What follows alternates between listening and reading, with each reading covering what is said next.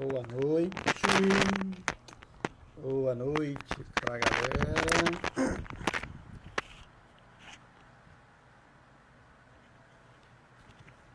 Mamãe já entrou, boa noite. Quem entrou no Facebook? Elaine.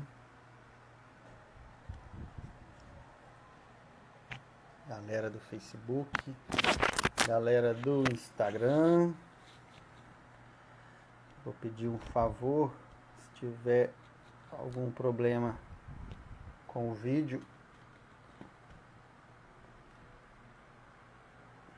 com o áudio, desculpa, por favor me falar. Márcia, boa noite. Elaine, boa noite. Gabriel, Luiz, Marilza, Eliette, boa noite para todos. Estamos curados do Covid. Voltei a trabalhar hoje. Fiquei 13 dias com sintomas. Graças ao meu histórico de atleta, consegui me recuperar bem. Ainda tenho falta de ar. Espero que hoje eu consiga falar um pouco melhor, né? Sem gaguejar tanto. Mas ainda tem falta de ar quando eu subo o morro, quando eu ando bem menos do que eu já tinha costume de andar. Às vezes alguma tontura, dor de cabeça ainda, mas estou bem, graças a Deus. O Covid não me venceu. Quem mais entrou aqui? Mariana, Dalva, Cláudia, Márcia entrou de cá também. Marise, Andréia, Terezinha, Alex. Todo mundo de olho querendo saber dos idosos. Só esperar o pessoal chegar. Deixa eu achar meu lenço aqui, porque hoje tá calor, né? Semana passada fez frio.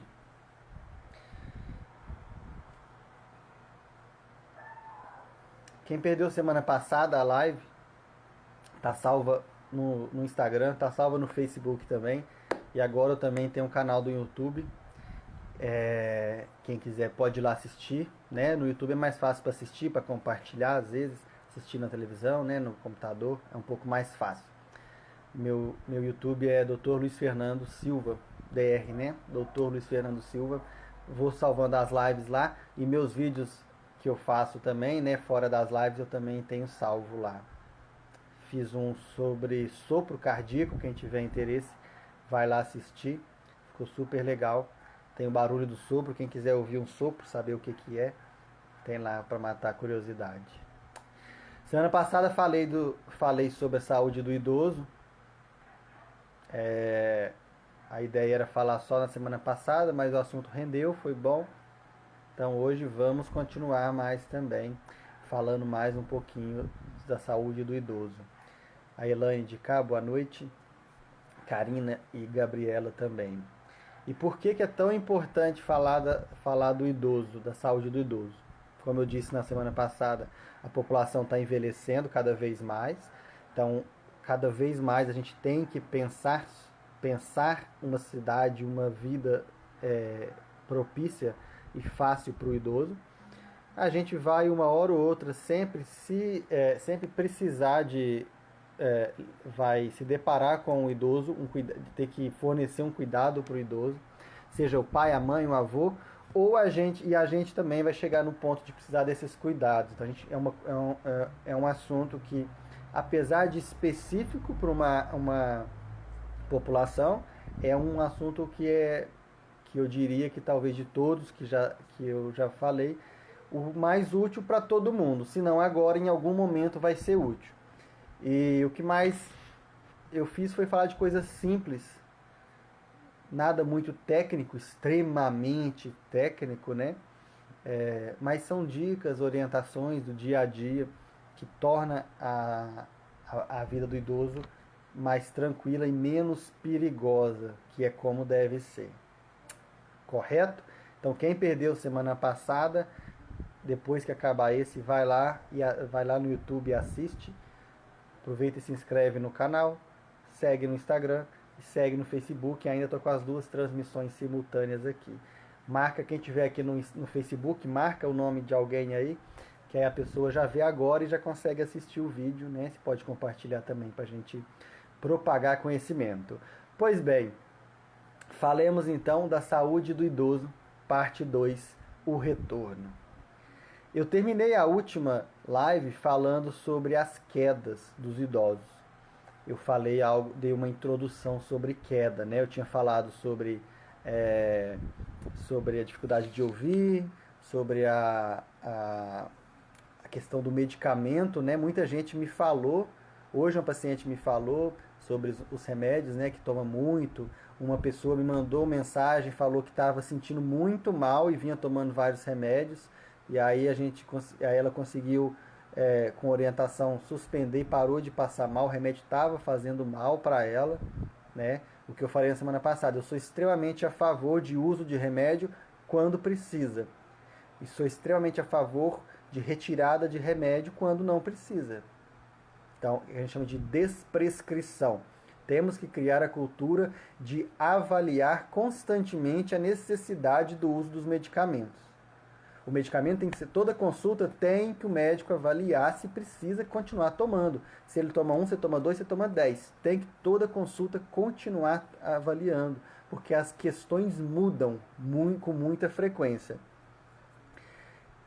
Vou dar um exemplo, como são coisas muito reais, muito do dia a dia, né? Eu falei que depois da live da semana passada, uma pessoa me mandou mensagem que depois que ela tirou o remédio, ela parou de passar mal. Eu vim agora de uma consulta particular, um paciente que toma furosemida, que é tão comum, tanta gente toma, né, furosemida, e ele já toma há muito tempo. Só que hoje ele está sob efeito de uma infecção, de uma pneumonia. Semana passada ele começou com essa pneumonia, está tratando ainda com antibiótico. Toda infecção gera um certo grau de desidratação. Eu tive Covid, eu fiquei desidratado alguns dias. Comecei a urinar menos, dava muita sede. O idoso, então, vai desidratar com uma facilidade imensa, então. Esse paciente deu pneumonia, tá com pneumonia, tá desidratado, a gente vai olhar a pele dele, a gente puxa, porque a pele de todo mundo que a gente puxa, ela volta ao normal. Quem tiver um idoso aí em casa, vai lá e experimenta ver a pele. Ela, além de ser mais fina, ela tem que voltar. Quando ela não volta, é um sinal de que a pessoa está desidratada.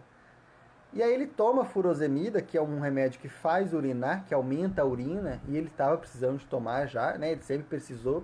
Só que nesse momento ele não pode tomar, porque ele precisa desse pouquinho de água que a furosemida aumenta na urina dele, para manter ele hidratado. Ele está lá confuso, com pneumonia, com o rim mais difícil de funcionar.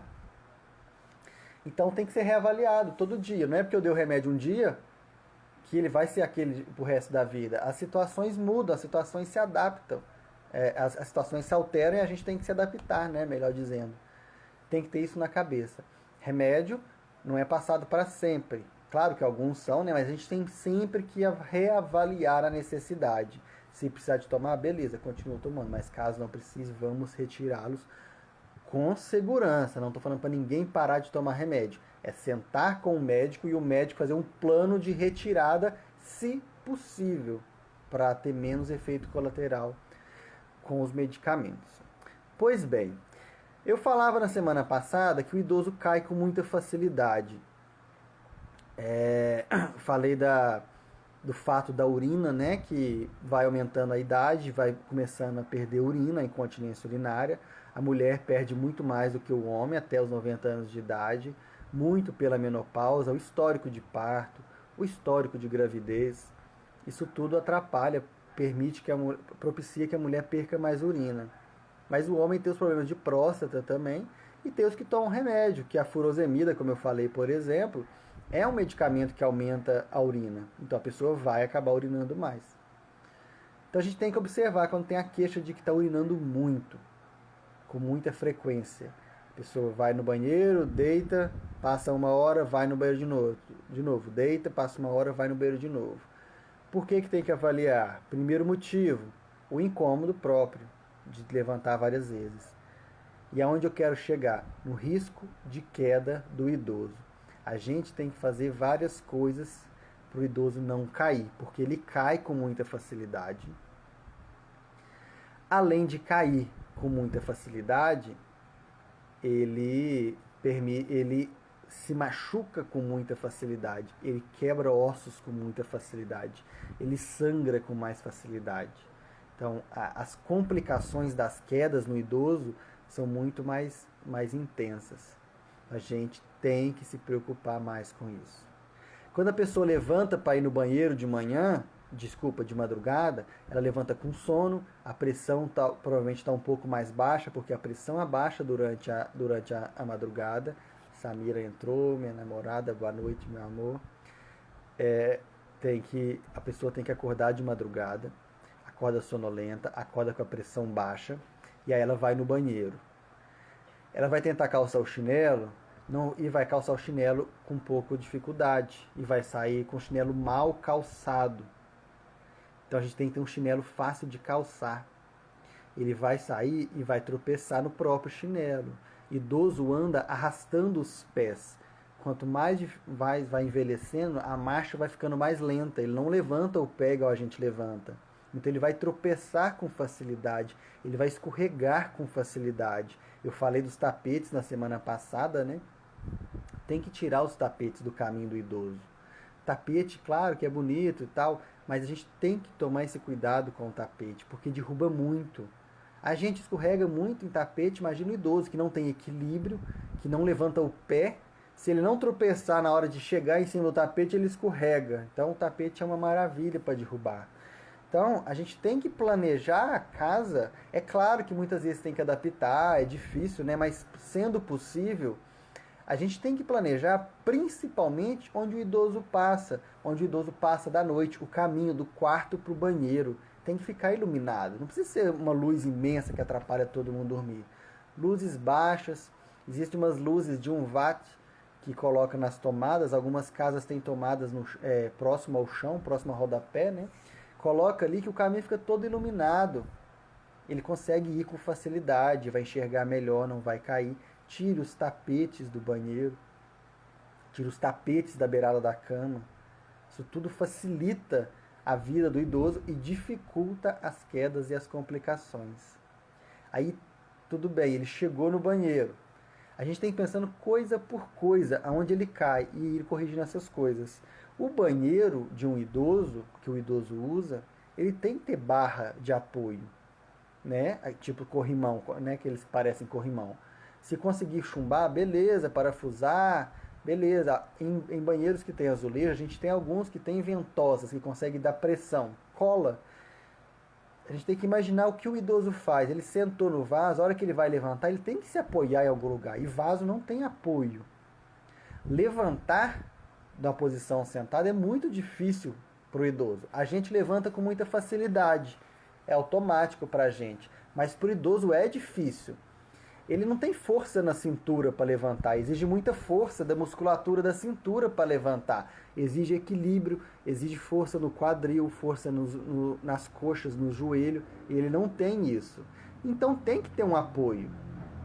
Então a gente precisa pensar, de acordo com o banheiro, aonde colocar um apoio para ele segurar. Será que é no chão para ele apoiar? Será que é na parede de frente ao vaso? Será que é na parede na lateral ao vaso? Tem que ter um apoio. E não é coisa difícil de resolver. Eu sei que existem restrições financeiras, né? E, infelizmente isso atrapalha muito, mas uma fratura, ele cai e quebra o fêmur, a fratura vai dar um prejuízo financeiro, emocional, vai dar uma dor terrível, um desgaste imenso, cirurgias, tudo mais do que talvez uma barra que eu não sei quanto custa, não sei, R$100, eu não sei. Talvez com um pouco de ajuste financeiro a pessoa consiga fazer um sacrifício e colocar essa barra, que vai prevenir muito a queda. Não, mas ele não vai cair. Vai cair sim, pode ficar tranquilo que vai cair. Se tiver querendo que caia, pode deixar que ele vai cair. Então se a gente não põe lá, ele não vai cair. E essa barra que está no vaso, para ele se levantar, a gente tem que pôr barra também no banheiro, principalmente no box. Né? O idoso que toma banho sozinho, ele tem que tomar banho de chinelo, que não escorregue. E todo mundo sabe qual marca de chinelo que não escorrega, porque as outras todas escorregam, só uma que não escorrega. Então tem que usar chinelo para não escorregar. E tem que ter barra, porque a hora que ele for resolver lavar o pé, Alguém for lavar a perna, ele vai desequilibrar e vai cair. Então ele tem que ter uma barra para segurar, para se apoiar. Coloca a barra lá com ventosa, uma, duas, três, quantas precisar. Faz o banheiro estruturado para o idoso. Ele não vai cair, você vai conseguir permitir que ele tome banho sozinho, com segurança.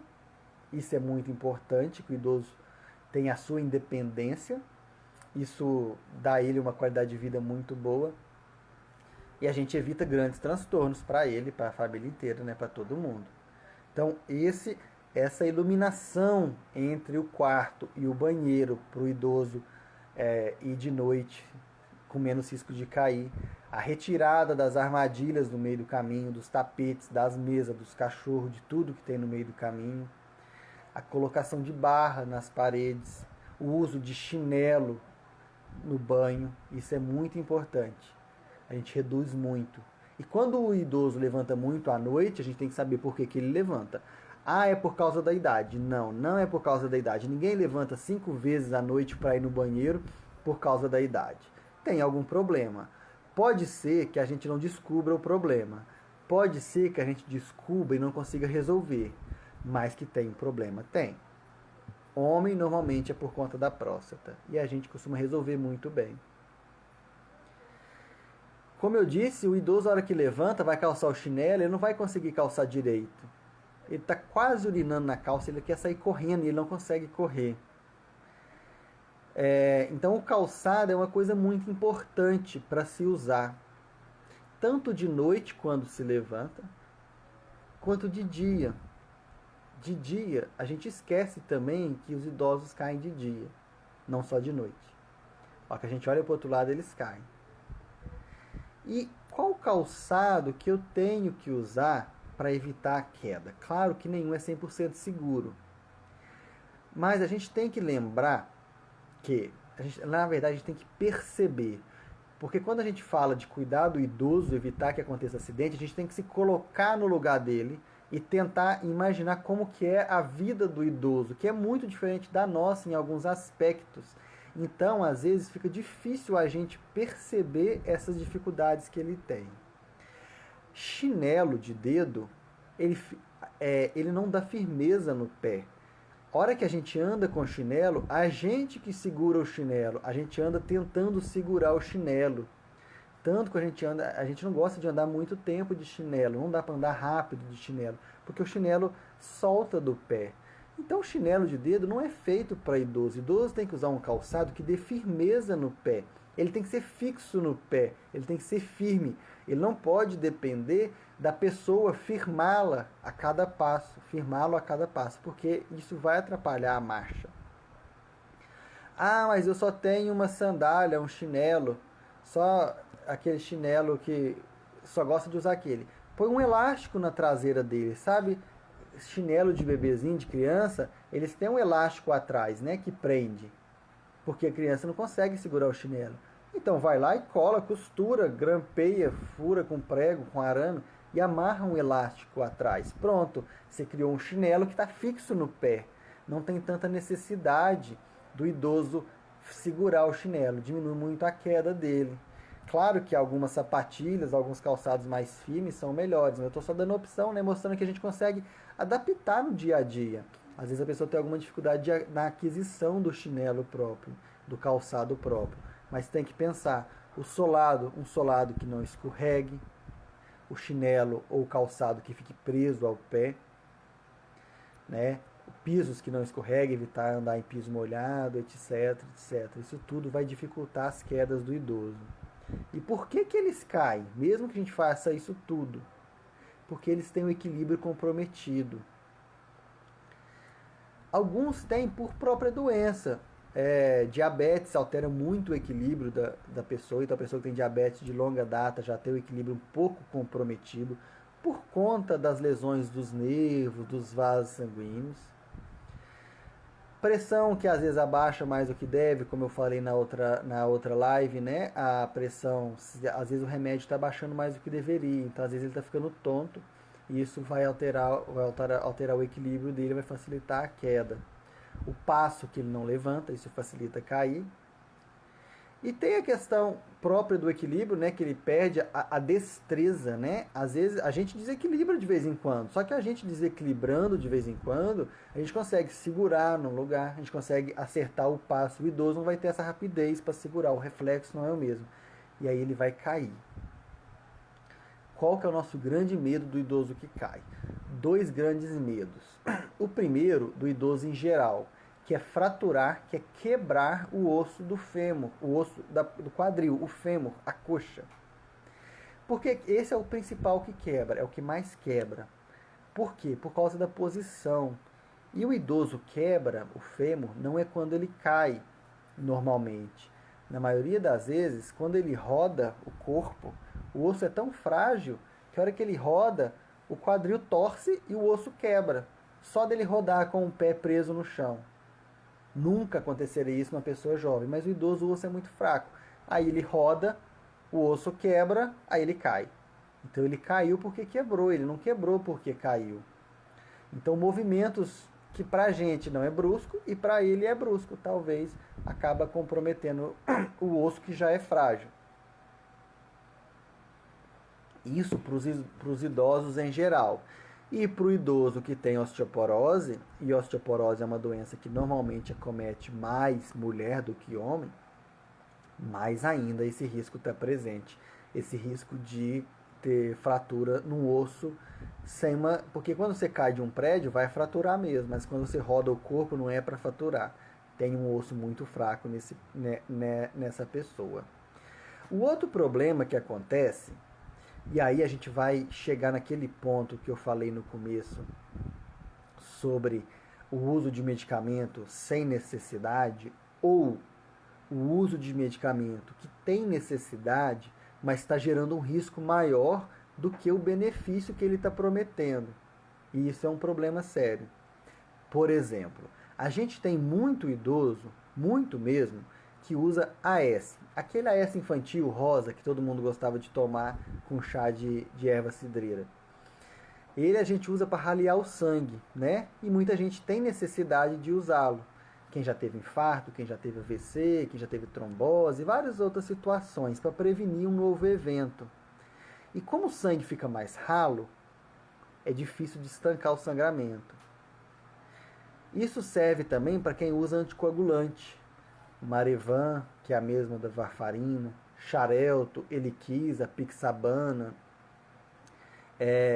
todos esses remédios que raleiam o sangue, uns mais intensamente do que outros.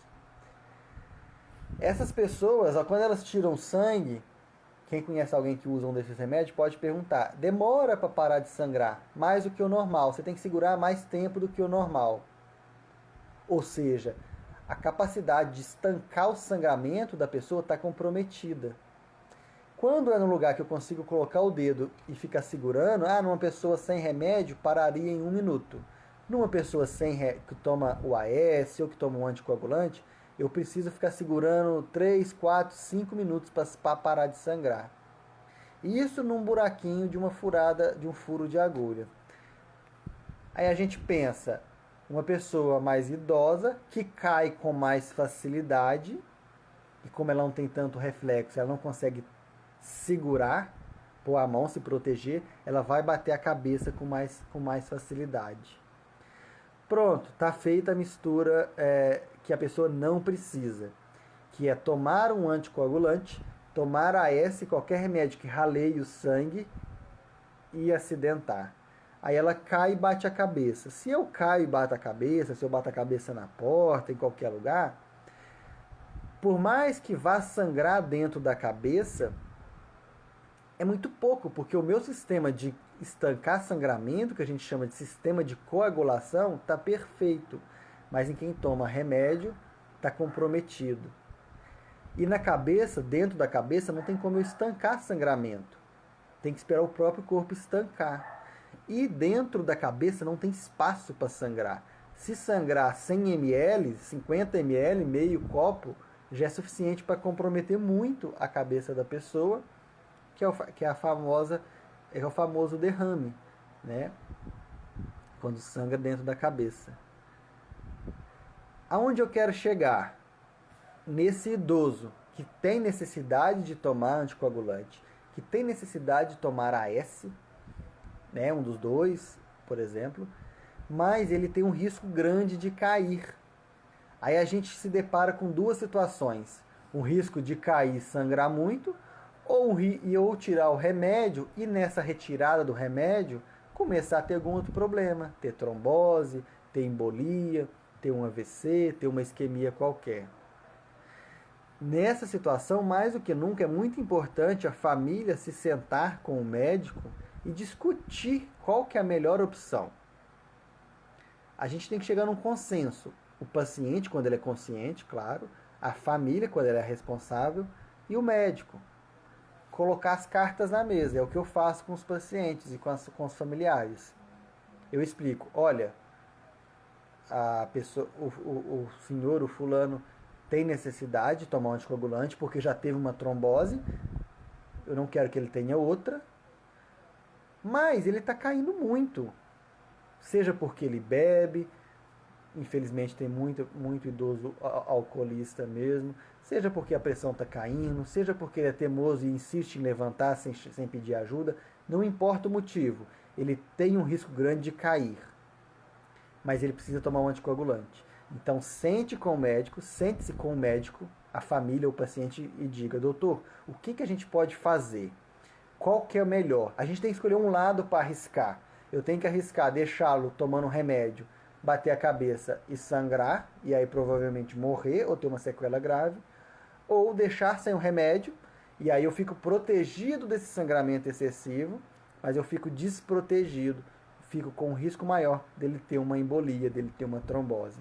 São decisões muito difíceis, mas são decisões necessárias de se fazer.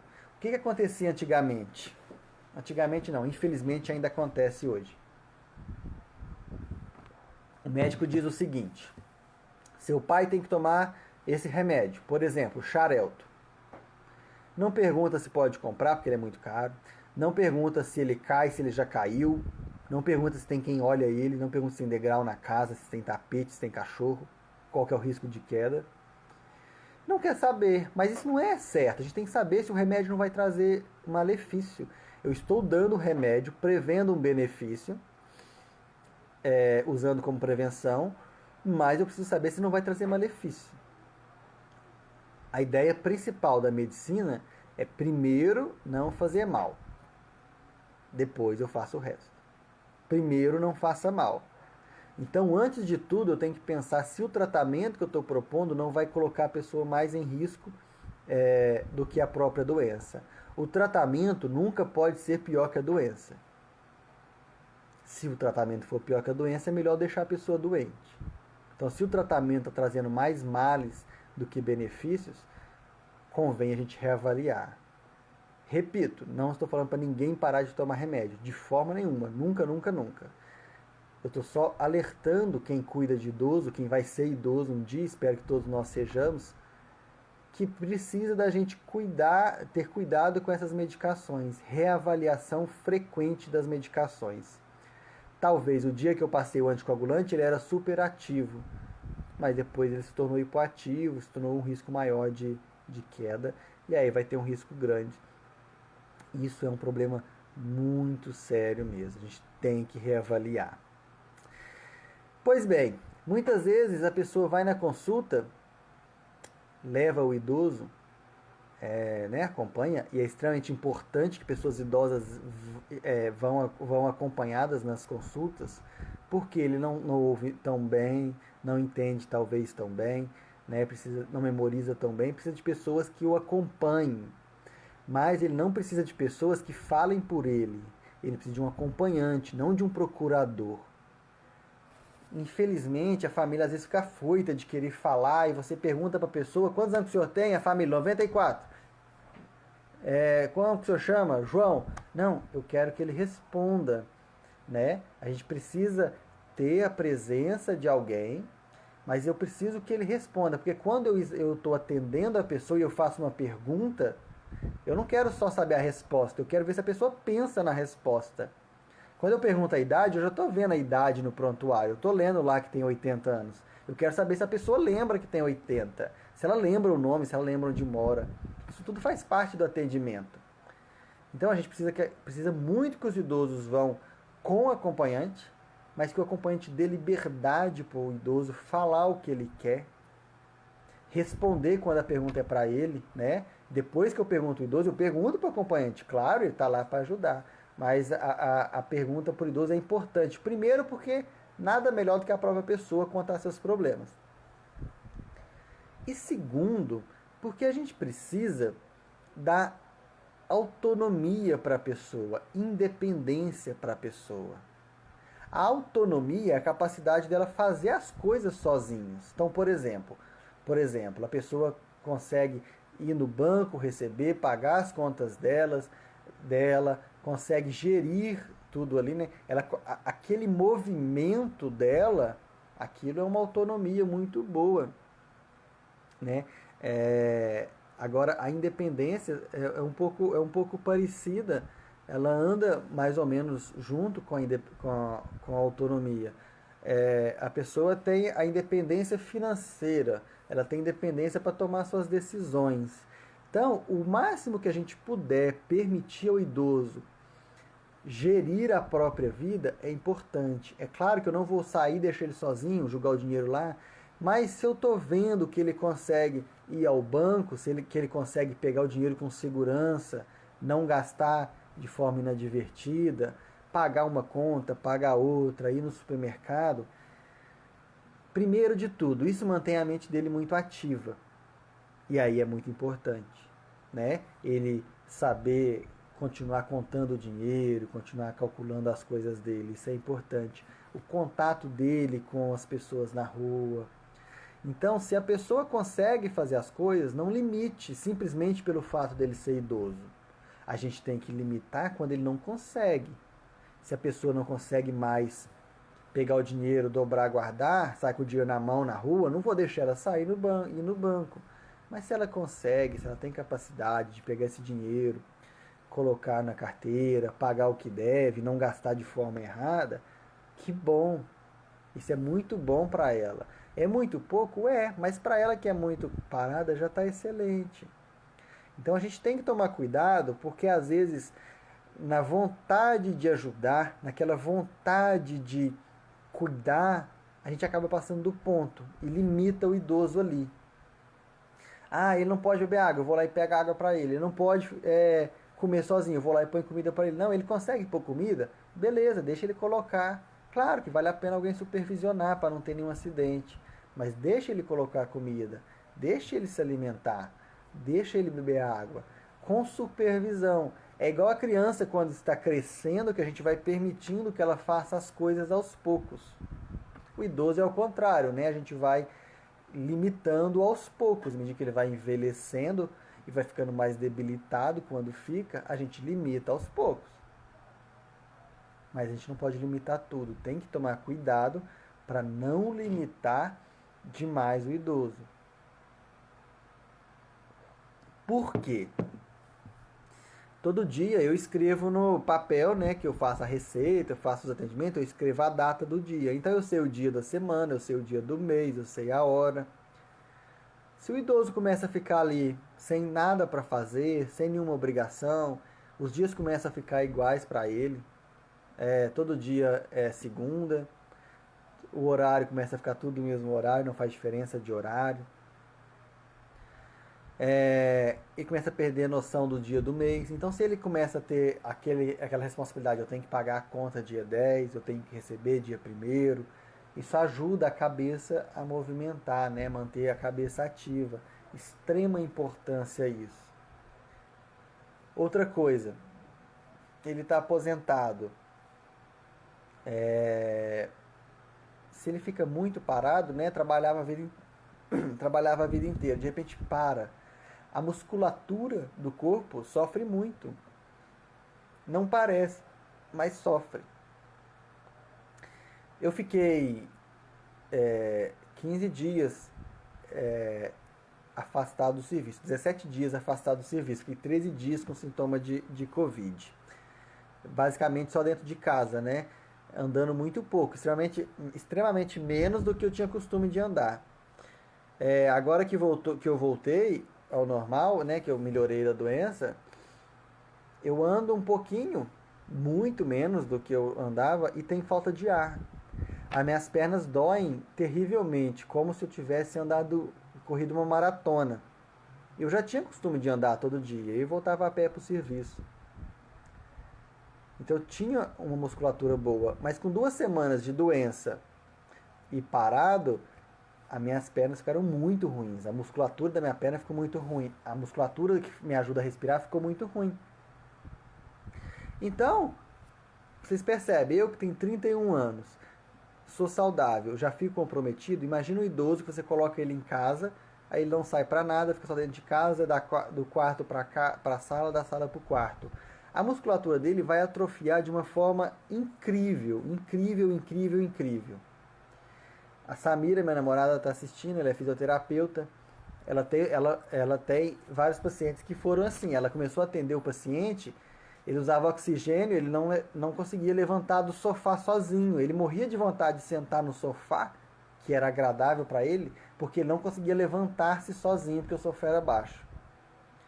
E aí, fazendo a fisioterapia, que é uma atividade que, claro, para a gente que é saudável, que é ativo, a fisioterapia aparentemente é um exercício muito pequeno. Mas para aquele senhor de 90 anos que fica parado o dia inteiro, ele fazer fisioterapia 2, 3 vezes por semana, é incrível, modifica por completo. A gente dá uma autonomia muito grande para ele.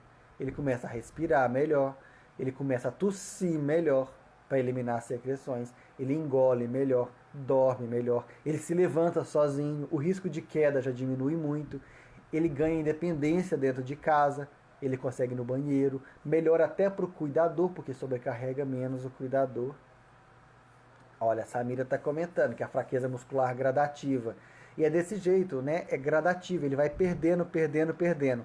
Aí a família fala assim, não, é porque ele é idoso, ele vai ficando, ele não consegue mesmo. Não, a gente consegue capacitá-lo.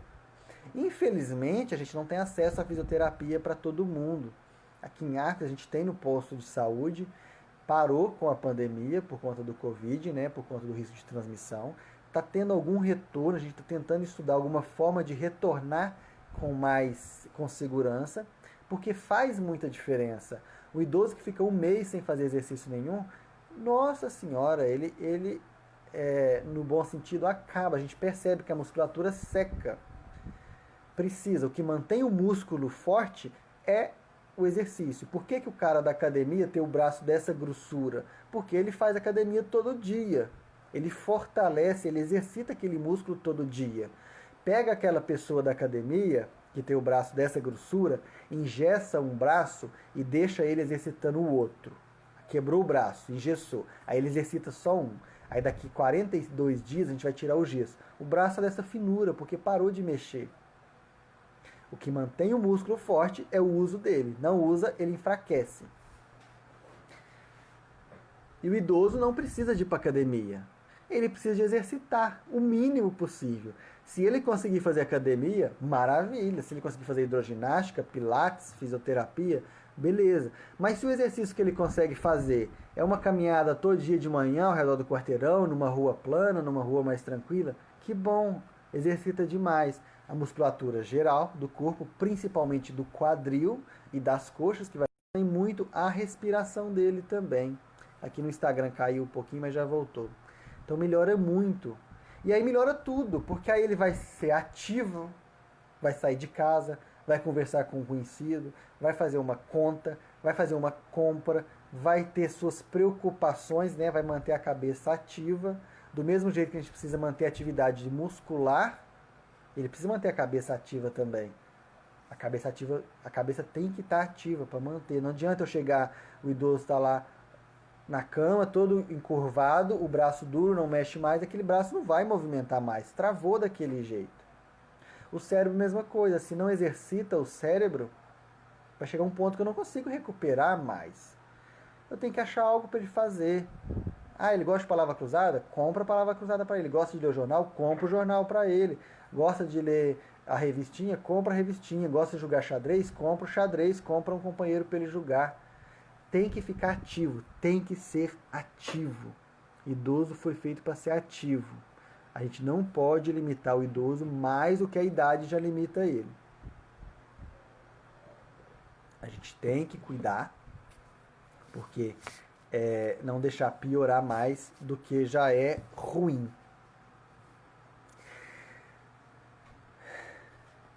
O Covid ainda está me cansando um pouquinho.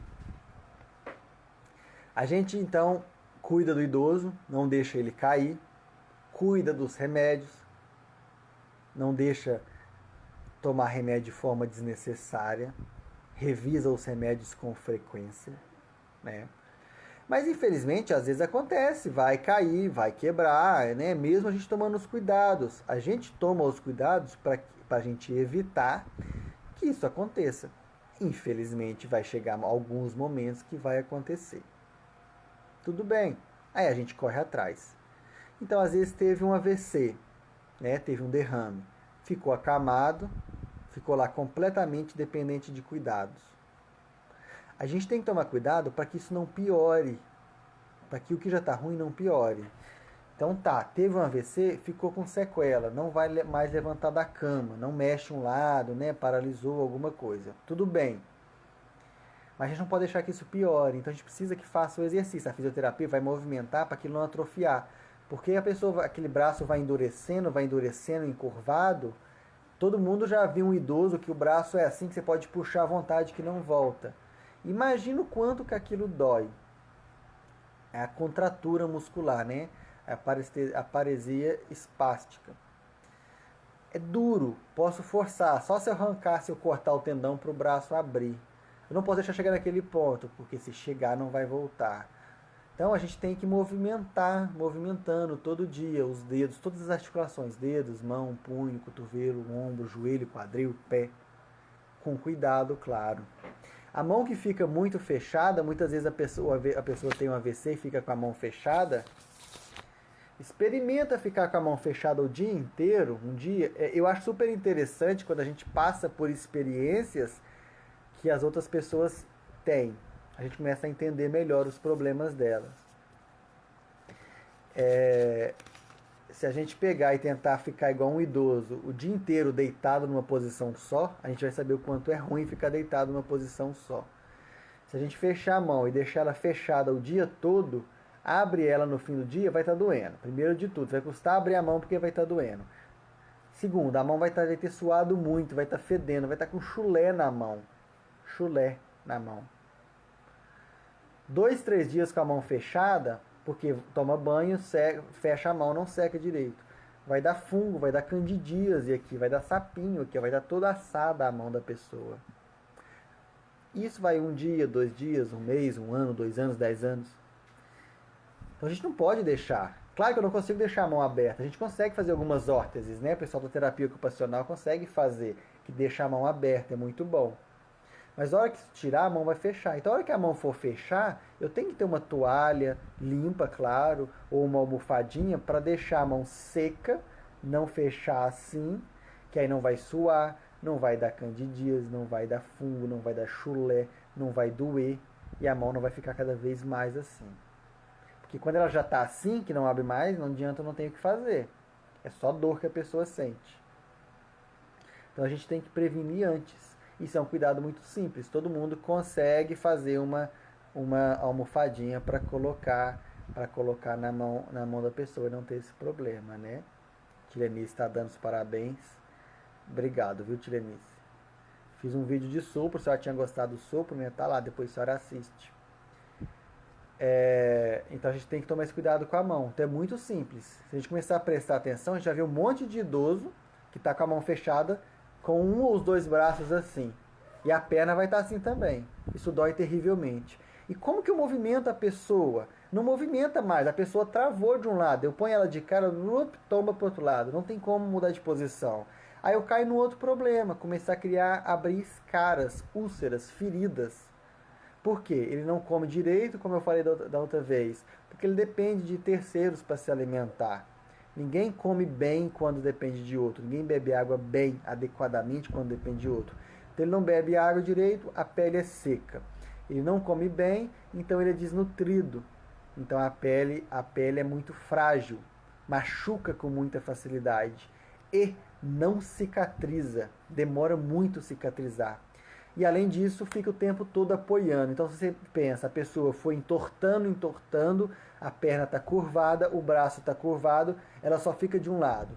Está extremamente magro, o osso do quadril, que é o primeiro que aparece, está quase furando a pele praticamente, né? Um exagero, claro que eu estou falando, mas a pele está fininha e ele fica deitado em cima daquele osso.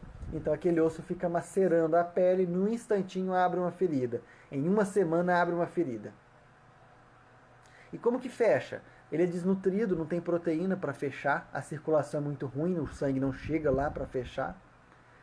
E o pior de tudo, eu não consigo tirar o principal problema, que é a carga ali em cima.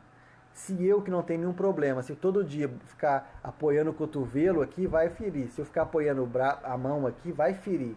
E como a pessoa só fica em cima daquilo, ninguém vai lá e vira ele para o outro lado, a ferida nunca vai fechar. Às vezes não tem quem vira, às vezes tem quem vira, mas aí o idoso está tão travado naquela posição que não consegue mudar de posição. E a ferida como que faz? Não fecha. Não fecha. Vai só abrir. Vai só abrir. E aquilo dói. Dói muito. Aquilo da infecção secundária. E a gente esquece que o idoso sente dor. Dor de quê? A gente poderia ficar aqui falando a noite inteira sobre motivos que a pessoa acamada sente dor. Aqui eu estou falando da pessoa acamada, estou falando do idoso, mas claro que serve para qualquer pessoa. A gente tem pessoas novas acamadas, né, por diversos motivos. Como eu disse, pensa numa situação, você ficar deitado dia e noite. O quanto você deve ter de dor nas costas. Domingo, que a gente não tem nada para fazer, chega de noite, a gente não está conseguindo dormir porque ficou o dia inteiro sem fazer nada e as costas já estão doendo. Imagina se você não conseguir mexer na cama, depender de alguém, e esse alguém não te virar. Então, ficar muito tempo numa posição dói. Às vezes a pessoa deitou em cima do lençol um pouco dobrado. Aquela dobra no começo não dói, mas depois de 1, 2 horas dói. O dia inteiro dói demais. Então aquilo vai doer. E às vezes a pessoa não fala, não consegue falar, não consegue se expressar, não consegue dizer onde está doendo. Ela não consegue entender que está sentindo dor por causa das alterações que talvez ela já tenha. São coisas simples, mas que doem muito. Aí ele tem escara, tem uma ferida, tem um buraco desse tamanho no quadril, nas costas. Aquilo dói terrivelmente. Aí a gente vai olhar a prescrição da pessoa, ela toma um monte de remédio que talvez não tivesse necessidade, né, como eu já falei, e não toma nada para dor. Então a gente tem que lembrar de supor que a pessoa que está acamada, ela sente dor. Quando ela consegue informar e dizer, não, eu não estou sentindo dor, beleza. Mas quando ela não consegue dizer isso, a gente tem que supor que ela sente dor por várias coisas, porque fica deitada na posição só, porque às vezes o sol bate ali, queima a pele da pessoa, às vezes está frio, a gente tem que lembrar que o idoso sente frio, sente calor, né? Às vezes ele está assado com a fralda. Muitos incômodos mesmo. Por exemplo, ele toma AS, como eu falei no começo. AS muitas vezes dá queimação no estômago. E a gente dá o AS, na maioria, sempre, a gente orienta a tomar de barriga cheia. Mas talvez ele não, em momento nenhum ele come o suficiente para deixar a barriga cheia para evitar a dor. Então às vezes eu estou dando AS para prevenir alguma coisa, nem precisaria estar dando, e o AS está causando dor no estômago, e ele não fala. A gente tem que pensar que os remédios causam efeitos colaterais indesejáveis. Às vezes preveníveis, às vezes imprevisíveis. Às vezes previsíveis, às vezes imprevisíveis. A gente tem que pensar adiante. A gente não pode esperar que ele reclame de tudo, porque às vezes ele não vai reclamar. Como eu disse lá da outra vez, da febre. Vai demorar para dar febre. A gente tem que achar a infecção antes do idoso dar febre. Então, quem tem um idoso em casa, convém conversar com o médico e falar, doutor, será que não vale a pena eu dar dipirona para ele todo dia? Ah, pode? Uai, se a pessoa sente dor todo dia, pode. Ah, mas eu não sei se ela sente, se ela não sente. Pronto, é o que a gente chega na maioria das vezes. Eu não sei se ela sente, se ela não sente. Vou avaliar e vou supor, na maioria das vezes, que ela sente, porque tem muita condição que propicia sentir dor. Então a gente tem que observar isso mesmo. Eu tinha falado das incontinências, né, que o idoso perde muita urina, perde muitas fezes. Muito mais comum perder urina do que perder fezes. Isso gera um transtorno, porque limita muito a vida da pessoa. Ela tem que ficar em casa, ela fica constrangida, ela tem que usar fralda, né? Ela às vezes perde urina, aí tem a questão do cheiro, que incomoda muito ela, fica mais com vergonha, mais constrangida. O que eu tenho que fazer? Investigar essas perdas para tentar corrigir. Mas às vezes a pessoa está tendo um problema, e aqui eu vou dizer um problema bem específico do homem, que é muito mais comum no homem mesmo, é algum tumor que está obstruindo a saída da urina. Normalmente é tumor da próstata. A próstata é uma bolinha e o canal da urina passa por dentro dela. O canal da urina passa ali por dentro e aí a próstata vai crescendo e vai obstruindo o canal. E aí aquele canal normal, que era um canudinho, vai ficando cada vez mais estreito. E vai passando cada vez menos urina. Chega um ponto que aquilo fecha. Se fechou, não passa urina. E a bexiga vai continuar funcionando. Os rins vão continuar funcionando, vai continuar enchendo a bexiga. E a bexiga vai enchendo, vai enchendo, vai enchendo. E não tem saída para a urina. Isso dói muito. Todo mundo já sentiu uma vontade terrível de fazer xixi, de urinar.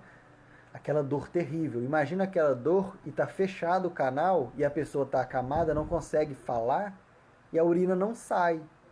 Vai enchendo, enchendo. Chega um ponto que enche tanto que transborda. A gente chama de transbordamento. É como se fosse um copo que derrama. Começa a derramar a urina. Vai derramando, derramando, derramando. Ele não esvazia, ele simplesmente derrama. Nunca esvazia, porque está obstruído. E aí engana a gente. Por quê?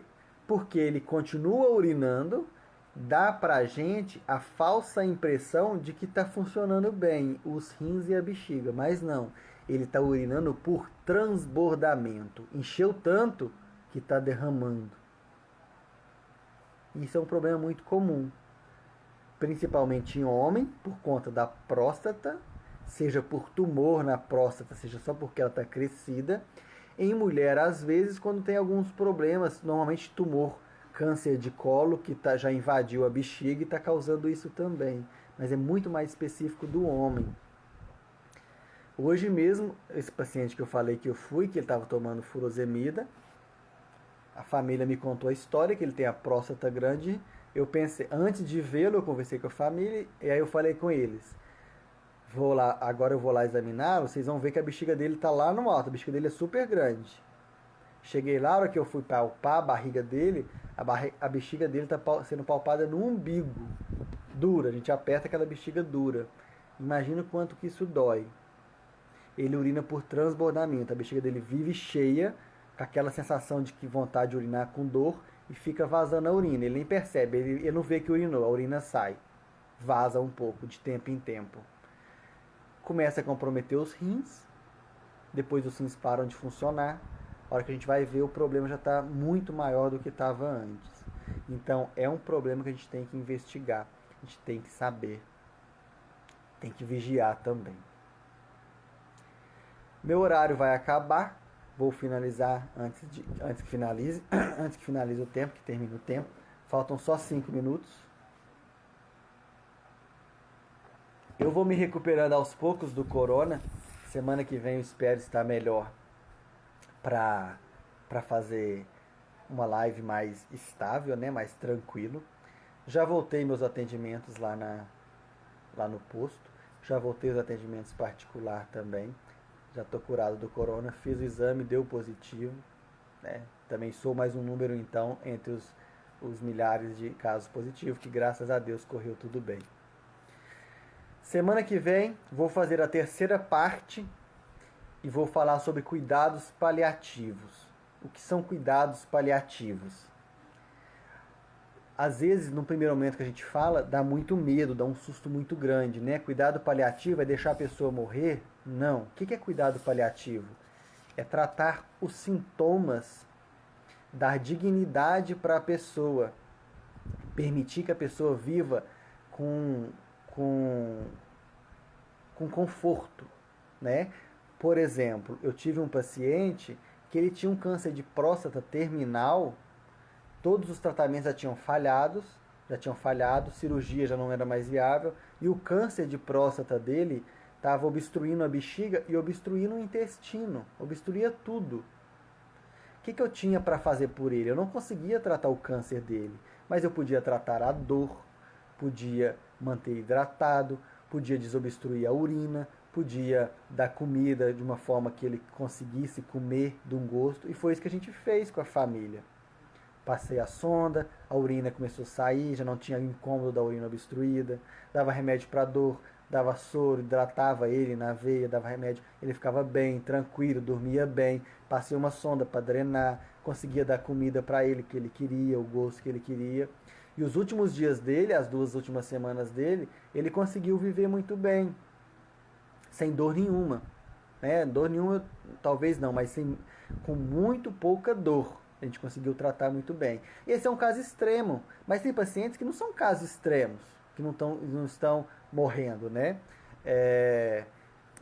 Mas precisa de doença que não tem doença que não tem tratamento curativo. Mas não é porque eu não consigo curar a doença que eu preciso jogar ela fora, a pessoa fora. Eu tenho que ir lá e dar qualidade de vida.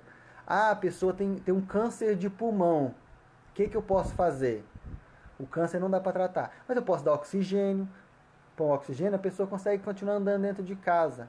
Então são coisas muito simples, até coisas muito complexas, que a gente tem que sentar e resolver. Falar, o que eu posso fazer para dar qualidade de vida? Ninguém merece morrer à míngua. Ninguém merece morrer sentindo dor. Ninguém merece morrer sem dignidade, sujo em cima da cama, gritando de dor, né? sem um conforto, sem um carinho. Se a única coisa que eu puder fazer é dar água para ele, beleza, é esse o tratamento que a pessoa precisa. Agora tem gente que a gente consegue dar 10 tipos de remédio, dar qualidade de vida, a pessoa consegue se divertir, levar uma vida normal. Isso é cuidado paliativo. É dar dignidade e conforto para a pessoa. Seja na véspera da morte, no dia da morte, no dia anterior à morte, seja faltando 1 ano, 2 anos, 3 anos, não importa. Se é uma doença que não tem cura, eu tenho que ir atrás do conforto da pessoa. E isso tem que ser trabalhado com a família. E dá um conforto muito grande para a família ver a pessoa sem dor. E quando ela vai morrer, quando ela morrer sem dor. É preciso que a gente fale da morte também, que é um fim que a gente vai alcançar mesmo. Tomara que todos alcancem com dignidade. Vou me despedir aqui no Instagram primeiro, porque vai finalizar o tempo. Eu recebi os parabéns aqui da Kelly e da Leila também. Eu agradeço muito a Isabela também, muito os parabéns. Aí eu volto aqui para finalizar no Facebook. Espero que todos estejam aqui na segunda-feira. O vídeo vai ficar salvo aqui no Instagram. Vou salvá-lo também lá no YouTube, no canal Dr. Luiz Fernando Silva, Dr. DR, né? DR Luiz Fernando Silva. Vai lá, se inscreve, que aí quando tiver o YouTube avisa que tem mais vídeos, e aí vocês compartilham, ajuda a gente a compartilhar conhecimento, tá bom? Fica com Deus todo mundo, até segunda-feira se Deus quiser. Qualquer dúvida manda mensagem, deixa um comentário, marca alguém, envia para alguém, que isso ajuda bastante, tá bom? Fica com Deus todo mundo, até segunda-feira se Deus quiser.